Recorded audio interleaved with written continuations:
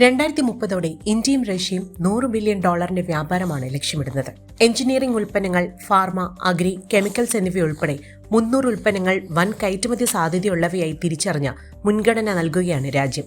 നിലവിൽ റഷ്യയിലേക്കുള്ള ഇന്ത്യൻ ഉൽപ്പന്നങ്ങളുടെ കയറ്റുമതി മൂല്യം വെറും $1.7 ബില്യൺ ആണ്. അതേസമയം റഷ്യയുടെ ഇന്ത്യയിലേക്കുള്ള മൊത്തം ഇറക്കുമതി മൂല്യമാകട്ടെ $37.4 ബില്യൺ. ഈ വ്യക്തമായ ട്രേഡ് ഡെഫിസിറ്റ് ഇന്ത്യൻ കയറ്റുമതിയിലെ ഭാവി സാധ്യതയുടെ തെളിവാണ്. കയറ്റുമതി വർദ്ധിപ്പിക്കുന്നത് റഷ്യയുമായുള്ള വ്യാപാര കമ്മി നികത്താൻ ഇന്ത്യയെ സഹായിക്കും. ഉൽപ്പന്നങ്ങളുടെ ബാസ്ക്കറ്റ് വിശകലനം ചെയ്താണ് വാണിജ്യ മന്ത്രാലയം ഈ ഉയർന്ന സാധ്യതയുള്ള ഉൽപ്പന്നങ്ങൾ തെരഞ്ഞെടുത്തത്. പ്രധാന മേഖലകളിൽ ഇന്ത്യയുടെ വിതരണശേഷിയും റഷ്യയുടെ ആവശ്യകതയും താരതമ്യം ചെയ്താണ് ഉൽപ്പന്നങ്ങൾ തെരഞ്ഞെടുത്തത്.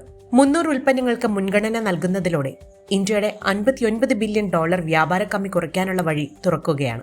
എഞ്ചിനീയറിംഗ് ഉൽപ്പന്നങ്ങൾ, ഫാർമസ്യൂട്ടിക്കൽസ്, കെമിക്കൽസ്, കൃഷി എന്നിവയാണ് ഇന്ത്യക്ക് ഏറ്റവും പ്രതീക്ഷ നൽകുന്ന മേഖലകൾ. ഇവയെല്ലാം റഷ്യൻ വിപണിയിലെ ആവശ്യവുമായി പൊരുത്തപ്പെടുന്നവയാണ്. ഈ 300 ഉൽപ്പന്നങ്ങൾക്ക് മുൻഗണന നൽകുന്നത് ഇന്ത്യ റഷ്യ വ്യാപാര ബന്ധം കൂടുതൽ ശക്തമാക്കും. എഞ്ചിനീയറിംഗ് ഉൽപ്പന്നങ്ങളിൽ സ്മോൾ മെഷീൻസ്, ഫാർമസ്യൂട്ടിക്കൽ മേഖലയിൽ ജനറിക് മെഡിസിൻസും ആക്റ്റീവ് ഫാർമ ഇൻഗ്രീഡിയൻസിനുമാണ് പ്രാധാന്യം.